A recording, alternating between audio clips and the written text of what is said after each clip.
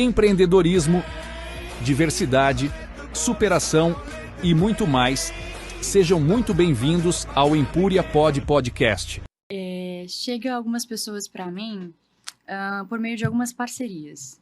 Né? Claro que hoje a minha grande rede de que as pessoas conheçam o meu trabalho são relacionamentos.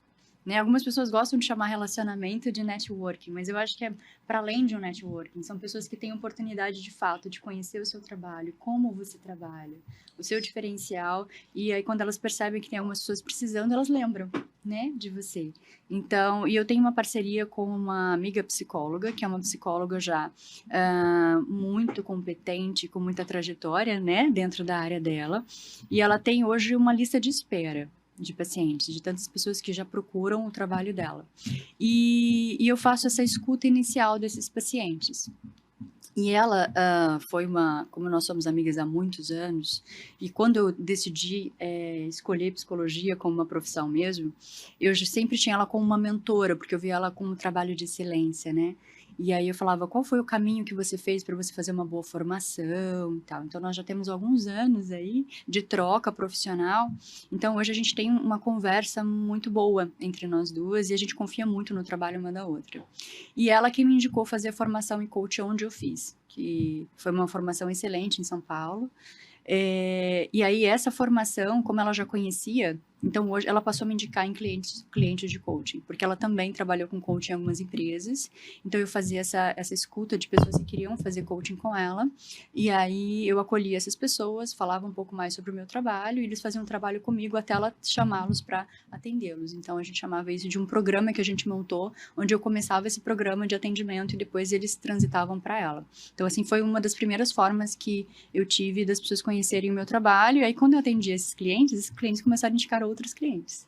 Sim, porque o bom trabalho, ele é repassado, né? Quem recebe esse... E eu queria saber de você, como, né? Bom, até que você me passou como foi esse... Eu acredito que eu nem fui muito claro nessa pergunta, mas você me passou até como você começou a atuar. Uhum. Mas como você encontra esses clientes da forma... Como eles estão?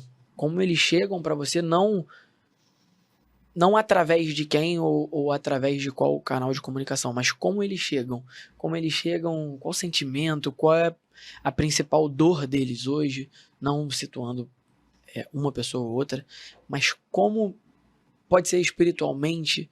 Eu queria entender de vocês, e vai ser uma pergunta para você também. Uhum. Vou até dar um exemplo para facilitar. Poxa, os meus pacientes hoje, os meus clientes hoje, eles chegam com essa dor aqui principalmente. Uhum. Ou seja, eles chegam muito ansiosos. Eles chegam querendo um resultado mais rápido, nessa pegada. Uhum. Eles chegam tendo uma vida financeira saudável, mas uma saúde mental muito ruim. É nessa pegada que eu quero saber de você, principalmente por você ser uma profissional da mente, né? Uhum. Uma pessoa que estuda a mente e que atua, ajudando essas pessoas. Uhum. E eu queria saber de você hoje, de maneira macro, e essa pergunta, eu já vou até te explicar o porquê dessa pergunta. Essa pergunta, ela tem um sentido muito especial para você e para ela, porque nós estamos comunicando, a maioria das pessoas que estão nos assistindo são empreendedores, Uhum. de diversos nichos. E muitas das vezes, nós empreendedores achamos que nós estamos sozinhos, né? Nós temos a maioria dos empreendedores tem uma filosofia de o empreendedorismo é muito solitário. Isso é passado na internet muito. Só que eu discordo. O empreendedorismo não é solitário. Você que está solitário. Então, quando eu te pergunto como as pessoas chegam, é com total intuito de você passar de forma profissional, porque eu não sou profissional da área, então eu não tenho autoridade para falar como as pessoas pensam, como a maioria. Eu não tenho autoridade porque eu não atuo nessa área, mas eu queria que você passasse, porque eu tenho certeza que a forma que você vai passar e que você vai passar vai tranquilizar uma boa parte da galera que está nos assistindo. Não estou sozinho. Então, pessoas procuram ela, que não sou eu, porque eu não a conhecia, mas pessoas procuram ela por esse motivo. Então, eu não estou sozinho, como muita gente fala que empreendedorismo é solitário. Então, essa pergunta tem esse sentido. E eu queria saber de você, como as pessoas chegam para você, procurando o seu serviço. Tem muito a ver também com, eu acho que as pessoas hoje me procuram porque elas sentem em mim algo que transmite confiança, segurança sobre aquilo que eu estou falando. E a gente tem mais confiança e segurança daquilo que a gente fala quando a gente vive alguns desafios que essas pessoas estão vivendo hoje.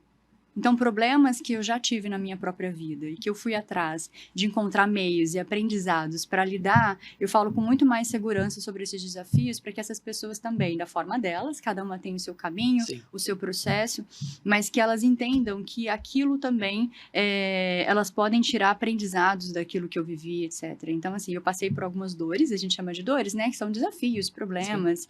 E esses problemas me fizeram ir atrás de soluções. Então, os problemas nos movimentam de alguma forma, né? Então, aquilo que nos dói, que nos gera sofrimento, a gente vai atrás. Então, eu já passei, por exemplo, por um divórcio. E passar por um divórcio me gerou algumas dores que me fez buscar a terapia. E a terapia me ajudou bastante, né? E aí, tudo que eu aprendi, eu fui escrevendo sobre esse autoconhecimento no processo terapêutico. E aí, eu fui percebendo que dores que eu vivi, muitas pessoas vivem quando elas também estão vivendo um término de namoro importante, um casamento. E aí, eu transformei isso em algo útil para outras pessoas. Então, quando eu falo sobre aquilo, como você lidar com aquela dor, as pessoas percebem, nossa, ela sabe do que ela está falando, parece que ela está falando comigo. Então, hoje, as pessoas que identificam com o meu trabalho é quem vive, por exemplo, hoje um término de relacionamento, quem se percebe com uma autoestima abalada, né, em função de achar ou tentar entender o porquê. De repente, um desemprego, né, estava numa empresa que gostava muito e aí foi demitido e começa a se perguntar, mas qual que é o meu problema? Onde foi que eu errei? O que faltou em mim? O término de relacionamento também gera esse tipo de sensação. Essa angústia, né? É angústia. Gera até uma angústia. E uma sensação de rejeição, de, eu acho que eu não sou né, uma sensação de eu sou inadequado, ou principalmente de desamor, ativa a crença de desamor. Eu não sou amado, eu não sou querido, eu não sou competente.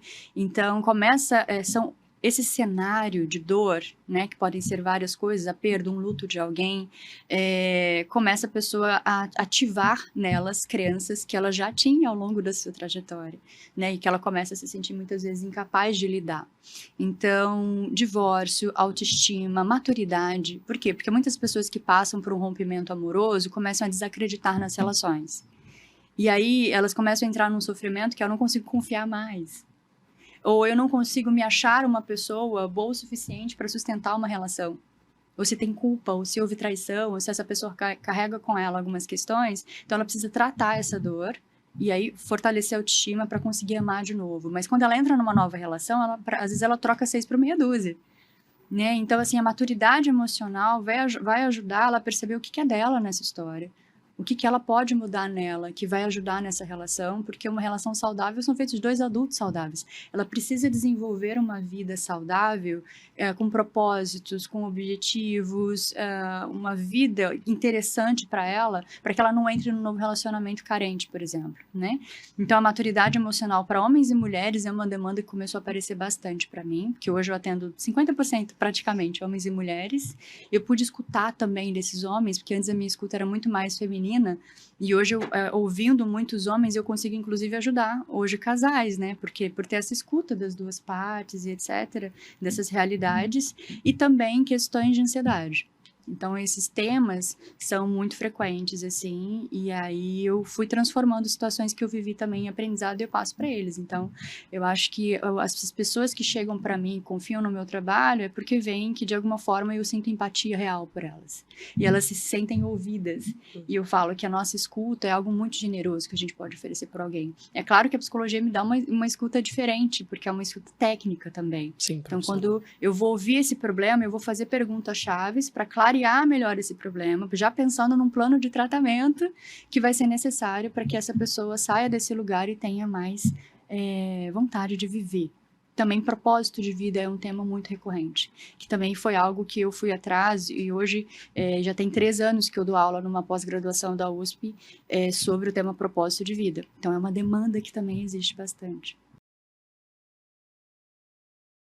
Empreendedorismo, diversidade, superação e muito mais. Sejam muito bem-vindos ao Empúria Podcast.